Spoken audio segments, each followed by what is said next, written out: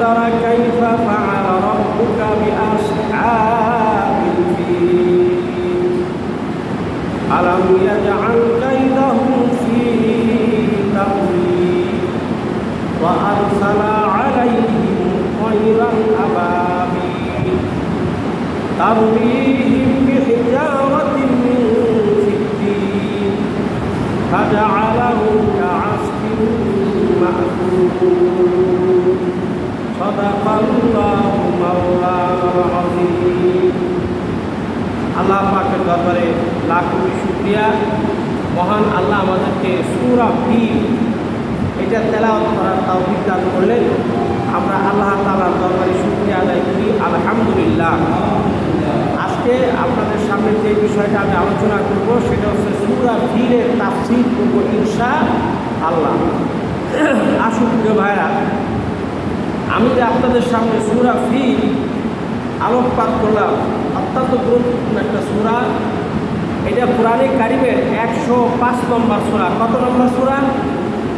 সূরা হচ্ছে 105 এবং এর আয়াত সংখ্যা হচ্ছে 5 আয়াত বিশিষ্ট।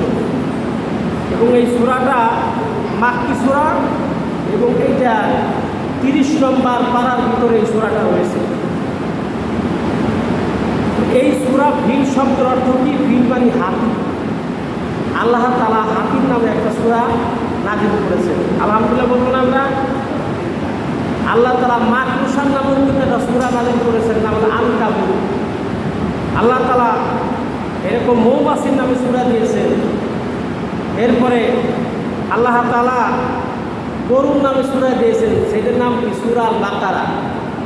কোরআনে কারীম 114টা সূরা আছে।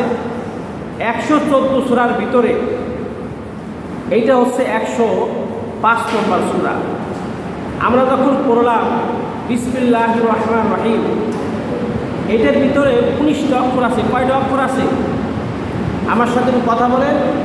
19টা অক্ষর। এক একটা হরফে যদি আল্লাহ তাআলা 10টি করে নেকি দেয়, তাহলে আমরা যারা বিসমিল্লাহির রহমানির রহিম আমার সাথে যারা তেলাওয়াত করেছেন, এই বিসমিল্লাহ 19 গুণ 10 কত হইল?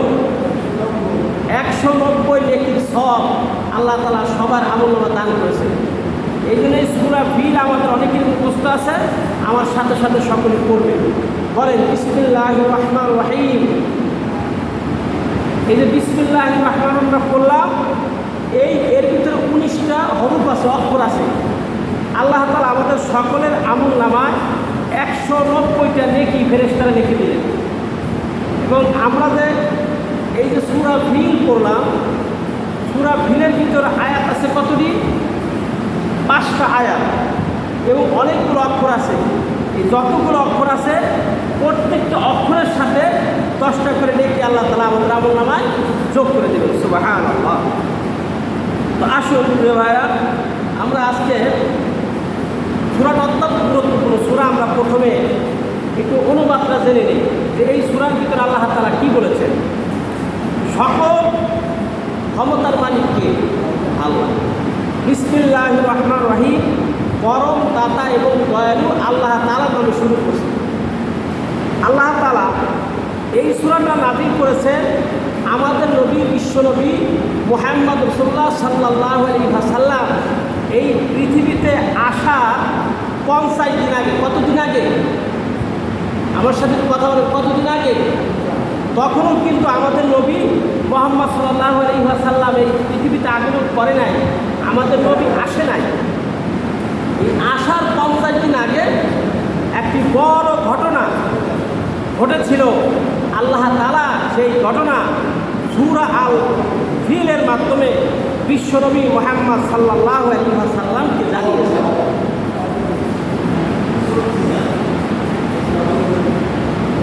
আচ্ছা, আমি যে কথা বলছি কথা কি বোঝা যায়? বোঝা যায়। আচ্ছা ঠিক আছে, আলহামদুলিল্লাহ। কথা বোঝা গেলে হবে। আমরা দরকার পড়লে একটা ফ্যান একটু বন্ধ করে দিই, শব্দ বেশি হয়। প্রিয় মুসলিম ভাইরা, তাহলে বলতেছিলাম বিশ্বনবী মুহাম্মদ সাল্লাল্লাহু আলাইহি ওয়াসাল্লামের জন্মের আগে, অর্থাৎ তখন মুহাম্মদ সাল্লাল্লাহু আলাইহি ওয়াসাল্লাম পৃথিবীতে আগমন করে নাই। এর 50 দিন আগে একটা ঐতিহাসিক ঘটনা ঘটেছিল। সেই ঘটনার আলোকে আল্লাহ তাআলা সূরা ফিল নাযিল করেছেন। আমরা একটু এইদিকে একটু মনোযোগ দেই, যেহেতু তাফসীর চলতেছে। তো আমার শক্তি সকলে পড়েন বিসমিল্লাহির রহমানির রহিম, পড়েন সকলেই, আবার পড়েন সকলেই বিসমিল্লাহির রহমানির রহিম। তাহলে আমরা 3 বার পড়লাম, 190 নেকি সকলে আমলনামায় যোগ হয়ে গেছে, আলহামদুলিল্লাহ। আল্লাহ তাআলা তার রাসূলকে বলেছেন, আলাম তারা কাইফা ফাআলা রাব্বুকা বিআসহাবিল ফিল। আলাম তারা, আপনি তো দেখেন নাই।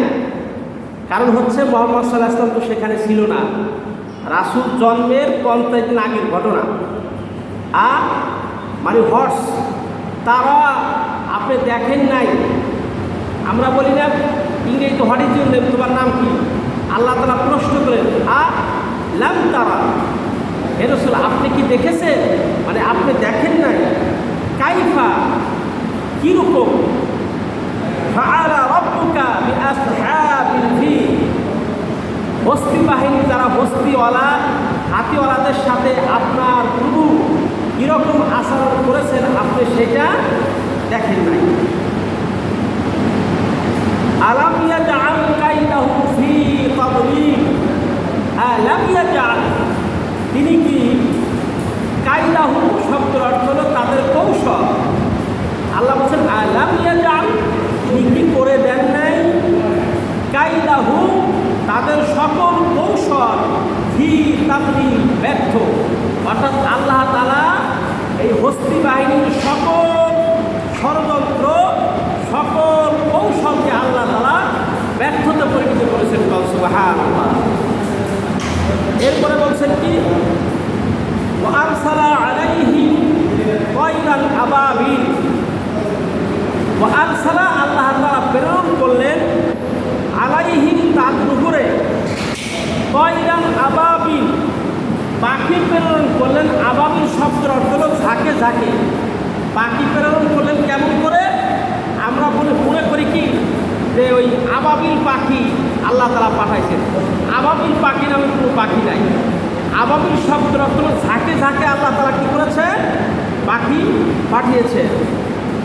এবং তার মিহিম বিহিজারাতিন মিন সিজ্জিল, তারা নিক্ষেপ করেছিল, বিহিজারাতিন শব্দ তো পাথর, মিন সিজ্জিল শব্দের অর্থ হলো পোড়ামাটির পাথর। অর্থাৎ আপনারা লক্ষ্য করেছেন, উদাহরণটা আমি কেমনে দেই, ইট পুড়াইলে কিছু ইট এমন হয়ে যায়, জামা হয়ে যায়, ঠিক না? ওই ইটটা কাজে লাগে না, কিন্তু এত বেশি শক্ত হয় এই শরীর ডলা যায়, এটা জামার মতো হয়ে যায়। তো ওই উদাহরণটা এইরকম যে হেজাওয়া শব্দ পাথর, মিন সিজ্জিল অর্থাৎ পুরা মাটির পাথর, যেই মাটিকে পুড়াইয়া এই মাটিটা হয়ে গেছে লাল এবং কালচে ধরনের, এইরকম একটা পাথর। এবং ফাজা আলাহু, আল্লাহ তাআলা করে দিলেন, কা মানি মতো, অ্যাজ লাইক দ্যাট, আসফিন মাকুল, অর্থাৎ গরু পশু প্রাণী খাবার খাওয়ার পরে সেইটা যখন ভুসি হয়ে যায়, ভুসিটা খায় এবং চাবর কাটে না গরুতে, অর্থাৎ চাবারের পরে সেটা যখন উগলায় ফেলাই যায়, যেই অবস্থাটা হয়েছিল আল্লাহ বলছেন ফাজা আলাহু, আমি তাদেরকে করে দিয়েছিলাম কাআসফিন মাকুল, অর্থাৎ ভুসির মতো। যেমন ভুসি এইটা গরুতে খাবার পরে গরু যখন আবার উগড়ায় ফেলে, ঘাস উগড়ায় ফেলে, এরকম চর্বিত পশুর চর্বিত চর্বণের মতো আল্লাহ তাআলা তাদেরকে করে দিয়েছিলেন। কাদেরকে?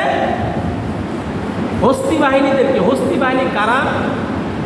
তখনও রাসূল সাল্লাল্লাহু আলাইহি ওয়াসাল্লাম এই পৃথিবীতে আবির্ভূত হয় নাই। আল্লাহ রাসূলের জন্মের 50 দিন আগে এই যে সূরাটা আমি আপনাদের সামনে তেলাওয়াত করলাম, সূরার নাম ফিল। এই প্রথম আয়াতে ফিল শব্দটা উল্লেখ করা হয়েছে, যার কারণে এই সূরাটার নামকরণ করেছে সূরা আল ফিল। বলে সুবহানাল্লাহ। ফিল শব্দের অর্থ কি? হাতি। আপনারা কি হাতি দেখেছেন? হাতি দেখেন নাই কে? আলহামদুলিল্লাহ, সবাই তো দেখছেন। আল্লাহ তাআলা হাতির নামে একটা সূরা দিলেন। এরপরে আল্লাহ নবীর জন্মের 50 দিন আগে দেশের নাম ইয়ামান দেশ। প্রশ্ন করি, কি দেশের নাম বললাম? একটা ক্লাস নিতেছি ধরেন। দেশের নাম ইয়ামান, সেই দেশটা হলো আরব দেশ থেকে একটু বেশ দূরে।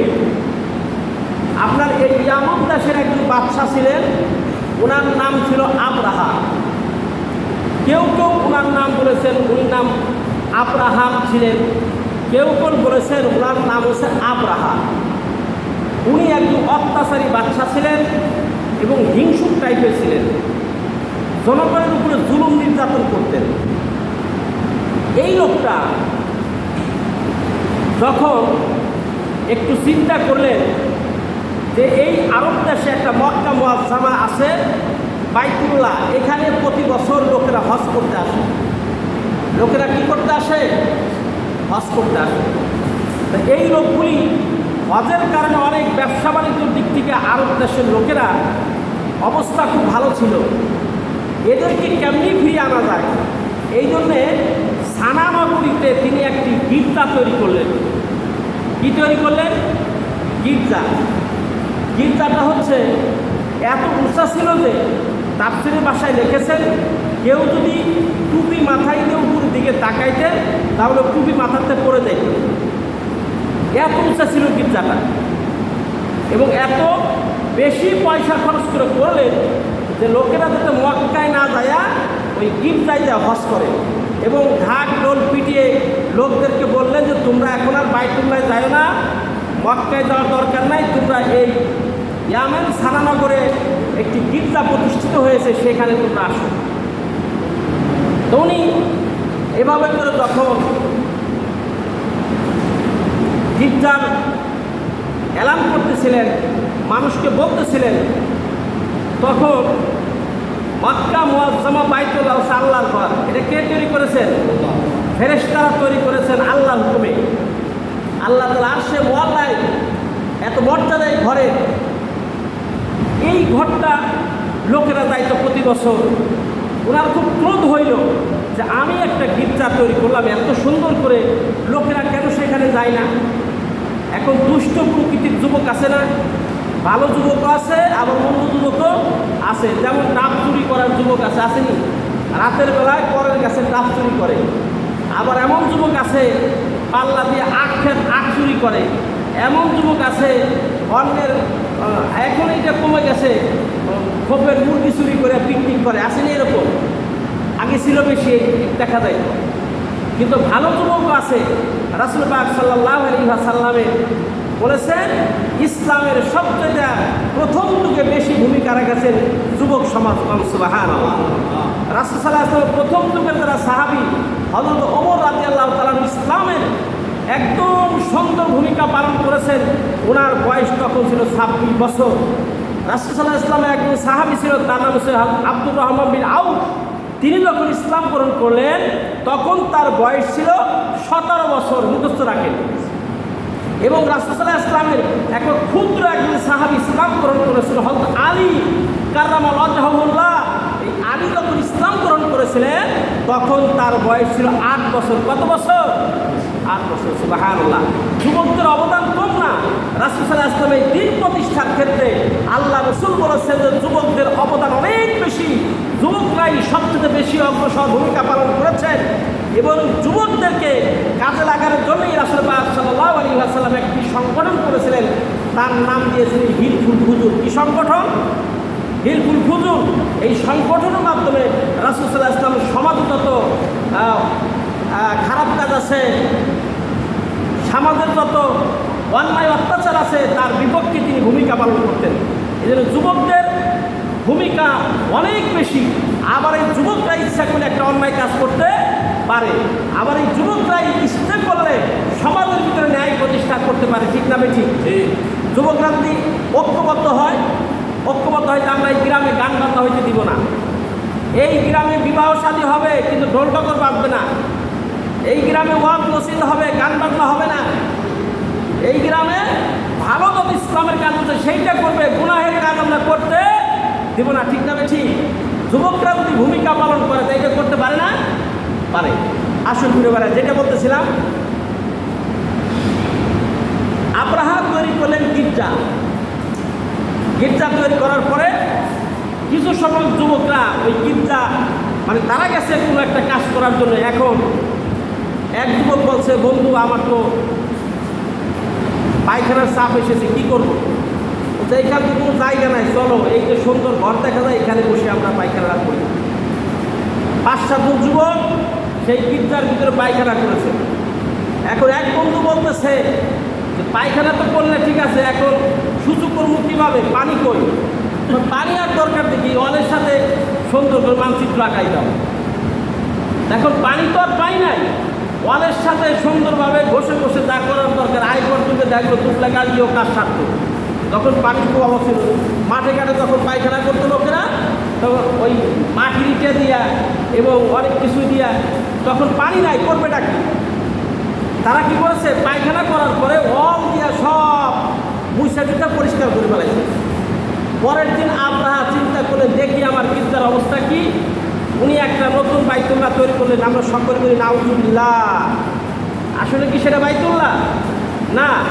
উনি তৈরি করার পরে সকালবেলায় দেখতে যায়, ভিতরে ঢুকে দেখে যে দূর দূর গন্ধ, পায়খানার গন্ধ। কী ব্যাপার? এই যে ভিতরে পায়খানার গন্ধ আসলো কেমনে? তখন ভিতরে ঢুকে দেখে যে পায়খানা তো করছি, ওয়ালের সাথে সব মানচিত্র আঁকাইছে। নাউজুবিল্লাহ বলবেন না? আঁকাইয়া তখন লোকেরা চিন্তা করল ঘটনা কি, এই কাজ কে করছে? এখন লোকেরা তদন্ত চালাইলেন, বলছে এই কাজ তারাই করছে যারা বাইতুল্লাহরে ভালোবাসে। অর্থাৎ আল্লাহ ঘর মক্কা, এই মক্কাকে যারা ভালোবাসে, তা আমি যে এর বিপরীতে একটা ঘর তৈরি করেছি, এই লোকগুলি বাইতুল্লাহ সমর্থক, বাইতুল্লাহর ভক্ত ছাড়া এই কাজ করতে পারে না। অতএব আমি বাইতুল্লাহকে কি করব? এই পৃথিবীতে নিশ্চিহ্ন করে দিব, একেবারে মাটির সাথে গুড়িয়ে দিব। উনি চিন্তা করে তাহলে কি করব? অগ্রসর হইলেন, সৈন্য সামন্ত সব রেডি করলেন। আমার খুব ক্রোধ হয়েছে, আমি একটা মক্কা মুআজ্জামার পরিবর্তে একটা বাইতুল্লাহ বানাইলাম, লোকেরা তো আসলোই না, আর পায়খানা করে মানচিত্র এঁকে দিয়েছে। অতএব আমি এই মক্কার এই ঘরকে রাখব না। উনি 60,000 সৈন্য গঠন করলেন। কত হাজার? 60,000। এবং তাফসীরের কিতাবে লিখেছেন 13টা হাতি নিলেন সাথে। কোনো কোনো কিতাবে আছে 9টা হাতি।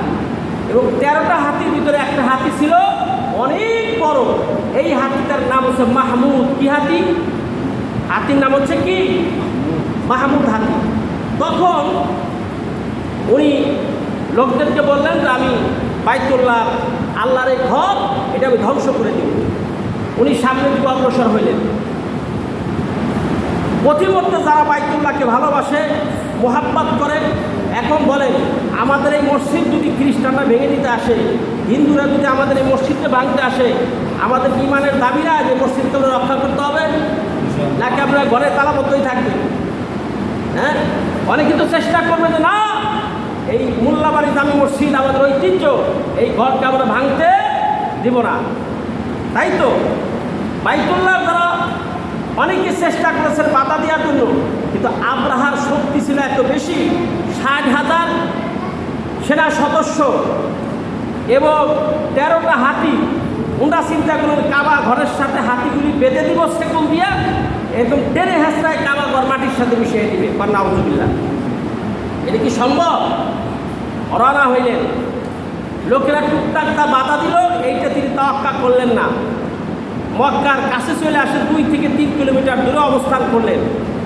অবস্থান করার পরে সেখানে তারা মক্কা মুআজ্জামা যারা বসবাস করে, তাদের কিছু ছাগল, উট, এরপরে এই যে দুম্বা, এগুলি লুণ্ঠন করে ওনার কবজায় নিয়ে নিলেন এবং একজন দূত পাঠাইলেন।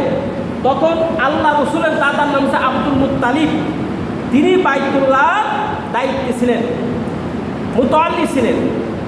তো বাইতুল্লাহ মুতাল্লি হিসাবে আব্দুল মুত্তালিবের কাছে দূত পাঠাইলেন। যে আব্দুল মুত্তালিবকে সংবাদ দাও। বলছে আপনাকে আব্রাহা দেখা করতে বলছে, কারণ হলো এই মক্কার ঘর ভাঙার জন্য আসছেন, আপনার অভিমত কি? আব্দুল মুত্তালিব যখন খবর দিচ্ছেন, উনি দু একজন সাথী করে লোক আব্রাহার সাথে দেখা করতে গেলেন। আব্রাহা দেখলেন রাসূলের দাদার দিকে তাকাইয়া এত সুন্দর চেহারা, যেমন উঁচা লম্বা সুন্দর ফিগার এবং তার মিষ্টি ভাষী চেহারা দেখা আব্রাহা উপরে ছিল, আস্তে করে আব্দুল মুত্তালিবের কাছে এসে বসে বসে কন সুবহানাল্লাহ।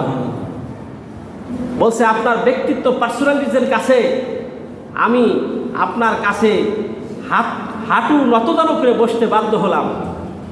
আমার কাছে মনে হচ্ছে যে আল্লাহর কোনো ঘরের যেহেতু আপনি দায়িত্ব পালন করেন, আল্লাহ আপনার প্রতি বিশেষ নিয়ামত দান করেছে কন সুবহানাল্লাহ।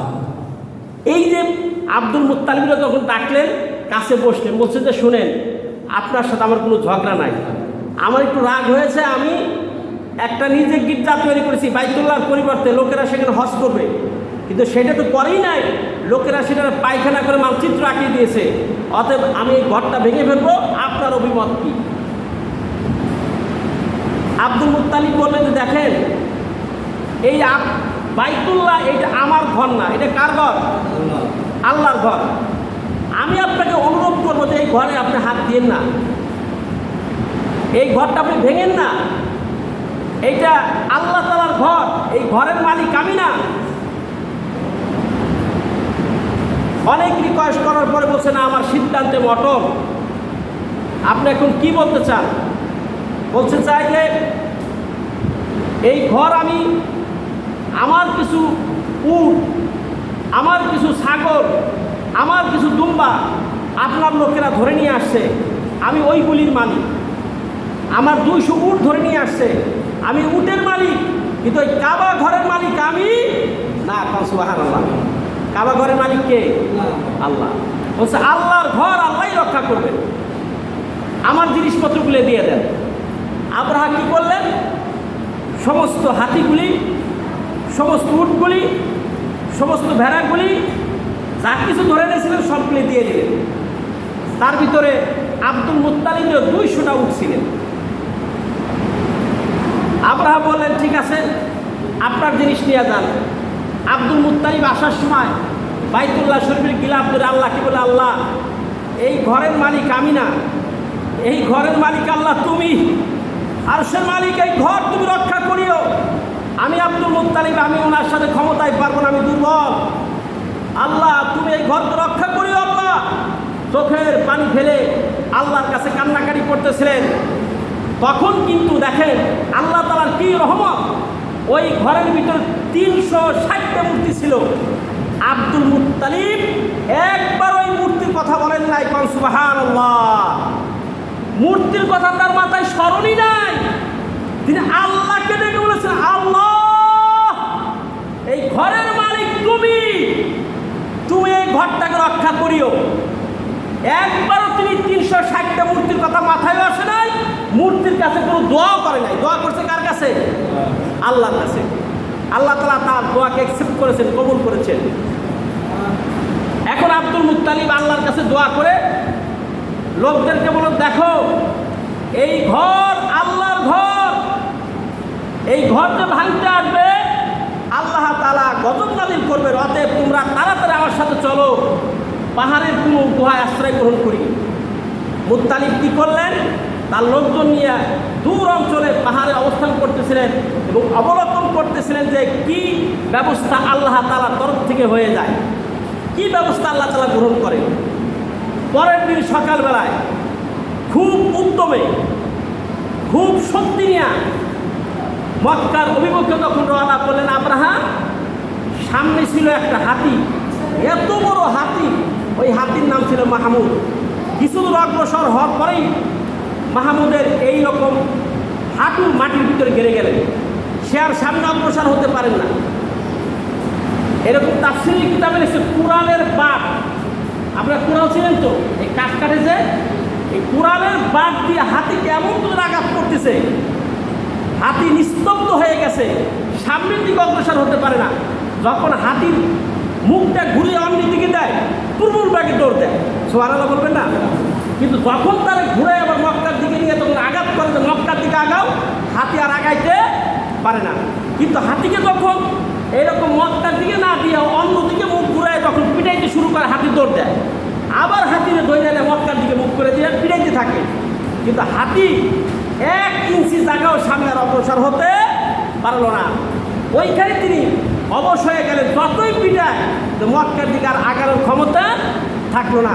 আল্লাহ তাআলা কিছুক্ষণ পরে এক ঝাঁক পাখি আকাশ থেকে প্রেরণ করলেন। পাখি প্রেরণ করলেন।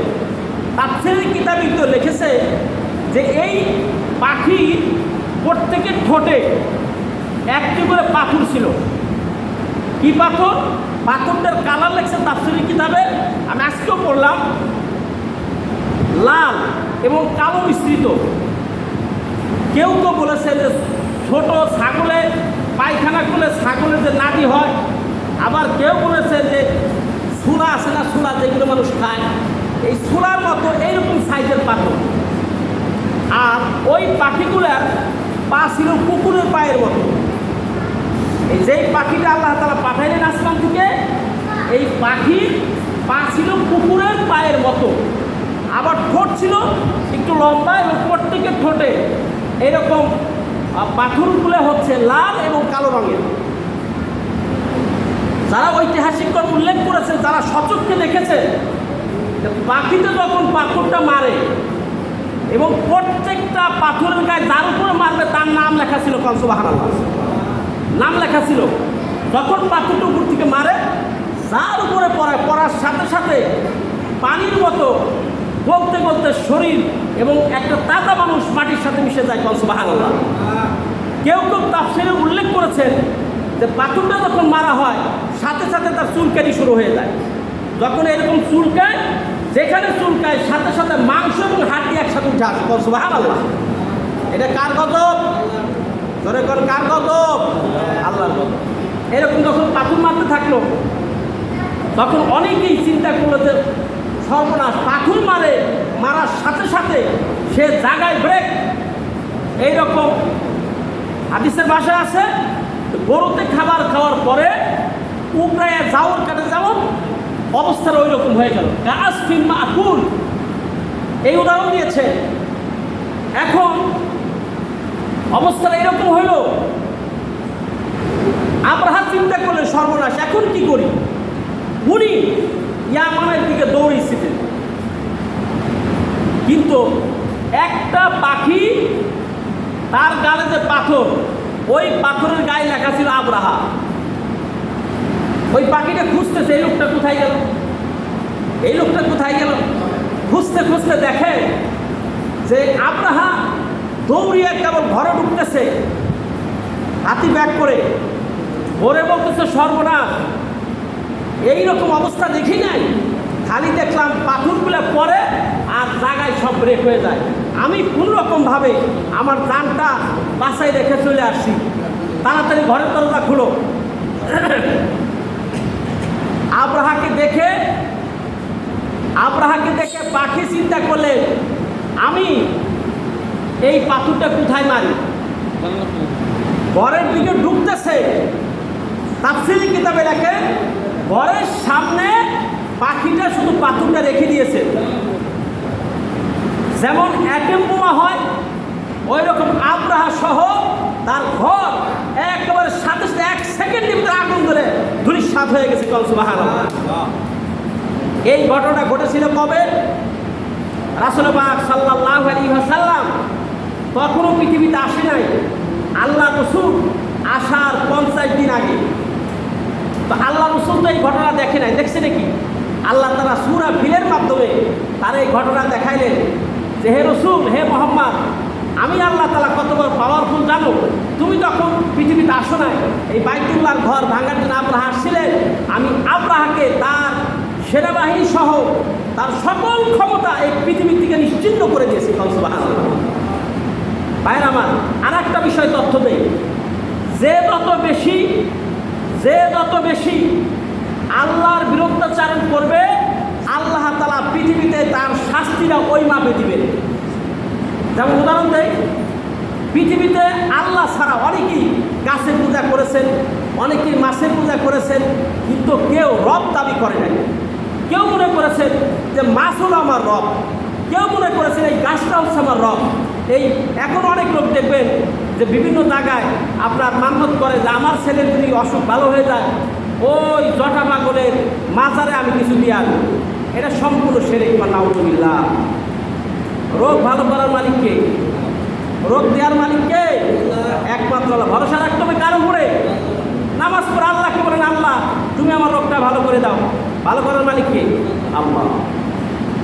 সবচেয়ে বেশি আল্লাহ বিরোধিতা যিনি করেছেন, আল্লাহ তাআলা তাদেরকে এমনভাবে নস্যাৎ করে দিয়েছে যে পৃথিবীর মানুষ তাদেরকে স্মরণ করে। যেমন তার মধ্যে একজনের নাম হচ্ছে নমরুদ, আর একজনের নাম হচ্ছে ফিরাউন। এই ফিরাউন সে বলো আমি তো বড় রব, আমি আল্লাহকে, এই আল্লাহর কথা বলে মুসা তোমার আল্লাহর আমি মেরে ফেলবো। নাউযুবিল্লাহ। কেমনে মারবে? উনি অনেক বড় একটা প্রাসাদ নির্মাণ করল, উঁচু প্রাসাদ, এবং সেই প্রাসাদের উপরে মিনার, তার উপরে উঠে তিনি 3 মারতেছেন আল্লাহকে। আমার আল্লাহ তাআলা হাসে, দেখছেন পাগলের কারবার, আল্লাহকে মারার জন্য আসে। বলছে জিবরাইল আমার তুই হাসি পাইতেছে, তুমি এক কাম করো, ওর তীরের মাথায় একটু রক্ত লাগাই দেন। সুবহানাল্লাহ। এখন ওই তীর যখন ফিরত আসছে দেখে তীরের মাথায় রক্ত। মুসা আলাইহিস সালাম দেখে বলছে, ও মুসা আমি তো তোমার আল্লাহরে শেষ করে ফেলেছি। নাউযুবিল্লাহ বলবেন না? আল্লাহ কি শেষ করা যায়? আল্লাহ তাআলা বলছে এই পৃথিবীতে সবচেয়ে বড় সন্ত্রাস হলো ফিরাউন। ওরে এমন শাস্তি আমি দিব, পৃথিবী যতদিন থাকবে কিয়ামত পর্যন্ত লোকেরা তাকে মেমোরিয়াল করবে, স্মরণ করবে। আল্লাহ তাআলা কি শাস্তি দিলেন? একেবারে সাগরের ভিতরে চুবাই চুবাই তার মারল, চুপড়ি দিয়ে মারলে যখন পানি খাইতে খাইতে পুটকা মাছের মতো পেটটা ফুলে গেছে। আপনারা কি আগে টেপা মাছ দেখছেন? টেপা মাছ দেখেন? এখন তো দেখা যায় ছেলেরা বলতে পারবে না, ঘুরে ঘুরে বলতে পারে টেপা মাছ, মাছ যতটুকু সাইজের তার পেট অনেক বড়, ঠিক কিনা? এইরকম পুটকা মাছের মতো পানি খাইতে খাইতে কেবল ফিরাউন বলবে আমানতু বিরব্বি মুসা ওয়া হারুন, সাথে সাথে জিবরাইল আলাইহিস সালাম তার মুখের ভিতরে এক খণ্ড কাদা মেরে দিয়েছেন। সুবহানাল্লাহ। কাদা মারার পরে আর তার আর ঈমান আনা সম্ভব হলো না। আল্লাহ তাআলা বলেন আমি হাফাজতু, আমি হেফাজত করব আলাল বাদানে ফিরাউন, আমি ফিরাউনের শরীরটা হেফাজত করে ইলা ইয়াউমাল কিয়ামা, কিয়ামত পর্যন্ত। মিশরে এখনো ফিরাউনের লাশ আছে। ডাক্তার মরিস বুকাইনি উনি কিতাব লিখতে দেন, গবেষণা করতে করতে বলেছেন যে আমি 4 বছর 2 বছর পর পর এই মিশরের পিরামিড, মিশরের জাদুঘরে যতগুলি প্রাণী আছে সবগুলির প্রাণীর গায়ে প্রিজারভেটিভ দেওয়া লাগে, ঔষধ দেওয়া লাগে, কিন্তু ফিরাউনের গায়ে কোনো ওষুধ দেওয়া লাগে না। কারণ কি? সেটা হেফাজত করেছে কে? আল্লাহ।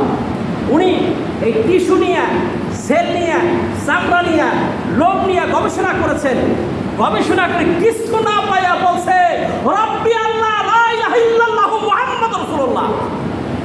বলছে এইটা মানবের কোনো ক্ষমতার বাইরে, এটা স্বয়ং আল্লাহই ডিল করতেছেন। সুবহানাল্লাহ। এই ফিরাউন কিয়ামত পর্যন্ত তার লাশ থাকবে। আর ওইদিকে নমরুদ, তিনি আল্লাহকে মারার জন্যে 4টা শকুন পালছিলেন। শকুন ছিলেন তো, এবং এই চকির পায়ের সাথে শকুন বেঁধে দিয়ে সামনে মাংস ধুলাই দিয়েছেন। ধুলাই দিয়ে বলছেন যে এরকম শকুন উপর দিকে উঠবে আর আমি উপর উঠে তীর মেরে আল্লাহকে মেরে ফেলবো। নাউযুবিল্লাহ। এখন উনি অনেক উপর উঠলেন, ওঠার পরে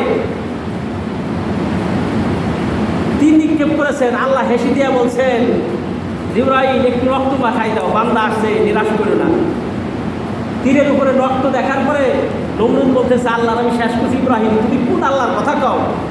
তো যখন দেখলেন মাত্রা অতিরিক্ত অত্যাচার জুলুম শুরু হয়ে গেছে, ইব্রাহিম আলাইহিস সালাম আল্লাহর কাছে দোয়া করলেন, রব্বুল আলামিন এইবার তো আর ছাড়া যায় না। নমরুদকে বলছে ইব্রাহিম তুমি কোন প্রাণী পাঠাইলে খুশি হও বলো তো? সবচাইতে ছোট, এবং লোকেরা উদাহরণ দেয় গায়ে শক্তি নাই, মশার মতো। ইব্রাহিম আলাইহিস সালাম বলেছেন, আল্লাহ এখন নগণ্য প্রাণী মশা দিয়ে নমরুদের সাইজ করো। আল্লাহ পাঠাইলেন মশা, এমন মশা পাঠাইলেন, প্রথম আসমানে মশা দেখলো এরকম মেঘের মতো ছায়া গেছে, গুনগুন গুনগুন শব্দ হয়ে গেছে, শুরু হয়ে গেছে। নমরুদ বলছে, ঢোল ডগর বাজাও।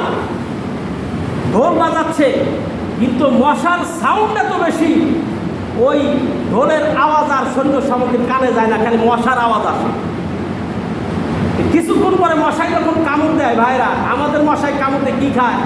রক্ত খায়। আর ওই মশাই যখন কামড় দিত, সাথে হাড্ডি মাংস সব খাইতো। সুবহানাল্লাহ। তো একটা ল্যাংলা মশা আল্লাহরে কয়, আল্লাহ আমি একটু খেদমত করবে, তুমি দিবা না? আমি কারে মারব? ল্যাংলা মশা কয়, আল্লাহ তুমি আমার পারমিশন দাও, আমি নেতাটারে মারতে চাই, বড়ডারে মারবো। বড়ডা কোনটা? নমরুদ। আল্লাহ পারমিশন দিলেন, মশাটা ল্যাংরা। তো এইরকম তখন মশা নিচে নামছে, নমরুদ দিছে, তো মশা পিছনে পিছনে যায়। তো কেবল বইয়ের কাছে নমরুদ বলতেছে, সর্বনাশ, আল্লাহর সেনাবাহিনী চলে আসছে, আমি কোনো রকম জানটা বাঁচাইছি। বলার সাথে সাথে, হা করার সাথে সাথে এইরকম নাকের ভিতর দিয়ে মশা মস্তকের ভিতরে চলে গেছে। সুবহানাল্লাহ। এখন মশাই যখন কামড় দেয়, নমরুদ পাগলের মতো হয়ে গেছে। তো মনের অজান্তে হঠাৎ করে পাইছিল জুতা, জুতা বাইর করে হঠাৎ করে মাথায় বাড়ি দেওয়ার পরে একটু আরাম বোধ করে। নমরুদ কয়, কিরে জুতায় বাড়ি মারলে আরাম বোধ করে? উনি বলে কি, আবার জুতাতে বাড়ি দিচ্ছেন, আবার একটু আরাম লাগে, আবার জুতাতে বাড়ি দিচ্ছেন, আরাম লাগে। জুতা খুলে এক কর্মচারী কয়, বেড়া তুই আমার জুতায় আমার মাথায় মারে, আমার একটু ভালো লাগে। তা কর্মচারী করছে, জুতা দিয়ে বারবার মাথায় মারে, খুব আরাম পায়। তাছাড়া যখন জুতা মারা বন্ধ করে, সাথে সাথে মশায় কামড়ায়। নমরুদ একটা সার্কুলার দিলেন যে আমার 6 জন কর্মচারী লাগবে, 4 ঘন্টা করে ডিউটি। কয় ঘন্টা ডিউটি? 4 ঘন্টা। এই 6 জনের একটা গ্রুপ লিডার ছিলেন, ওর নাম হলো মিলন। নাম কি? মিলন। মাথায় নোট করেন। এই 6 জনের কর্মচারী 4 ঘন্টা করে ডিউটি করলেন। ওই 4 ঘন্টা জুতা মারতো, ও চলে যাওয়ার পর আরেকজন আসছে, হে আবার জুতা মারতো। এইরকম করে 6 জনের গ্রুপ লিডারের নাম হলো মিলন। একদিন হঠাৎ করে জুতা মারতেছে, আর বাম হাতে একটা থাপ্পড় দিয়েছে, জুতা কেমনি মারো, আমার মশায় কামড় দেয়। মিলন আবার স্বাস্থ্যটা তো খুব ভালো ছিল, হ্যান্ডসাম। মিলন মনে মনে কয়, বেটা তোর জুতা তোর মাথায় মারি, আবার আমার থাপ্পড়টা বামার তারা সুযোগ পায় নেই, তোরে বসান দিব ঠিক মতো। এইরকম সুযোগে ছিলেন। মিলন করছে কি, জুতা ভালো করে মার, এমন তোরে বাড়ি দিছেন, দেখে মাথা 2 ভাগ হয়ে গেছে। সুবহানাল্লাহ বলবেন না? 2 ভাগ হয়ে যাওয়ার পরে মাথার ভিতরে তো মগজ একটু নাই, সব ফাঁকা, কিন্তু মশার কিছুই হয় না, মশা উড়ে চলে গেলে। জুতা মারার ব্যবস্থা কে করেছেন? যে যত ইসলামের সাথে আল্লাহর সাথে গাদ্দারি করবে, আল্লাহ তার শাস্তি ওইভাবেই দিবেন। ঠিক না বেশি? আপনারা দেখেন, এই পৃথিবীতে অনেক নাস্তিক মুরতাদ, যারা আল্লাহকে ভালোবাসে না, আল্লাহর বিধানকে অস্বীকার করে, আল্লাহ তাআলা কিন্তু তাদেরকে ওইভাবে সাইজ করে। ঠিক না বেশি? এই জন্য জুলুমবাদ যারা সমাজে, যারা অন্যায় অত্যাচার, মানুষের প্রতি জুলুম করে, আমি দেখেছি মানুষের রেজেক যারা কেড়ে খায়, যাওয়ার সময় পায়খানা করে মরে। ঠিক কিনা? আমি ঠিক, আমি অনেককে দেখেছি যে গরিব মানুষের গম চুরি করে খাইতো, গরিব মানুষের হক মেরে খাইতো, পাকা ধান শক্তির দ্বারা কেটে নিয়ে আসতো, সেই লোকটা মৃত্যুর সময় পায়খানা খাইতে খাইতে মারা গেছে। এরকম জুলুমবাদ সমাজ আছে না?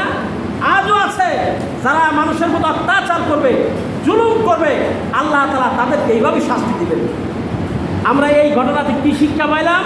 শিক্ষা পাইলাম সূরা ফিল থেকে, যা আমরা সমাজে জুলুম করব না, কারো হক মারব না, ভালো পথে চলবো। ওয়াদের শুরুতে বলতেছিলাম যে ইসলামের বেশি ভূমিকা পালন করেছেন যুব সমাজ। যুব সমাজ যদি একটা সমাজে ভালো হয়ে যায়, ওই সমাজে সবাই ভালো হয়ে যায়। আমি এই গেন্দিয়া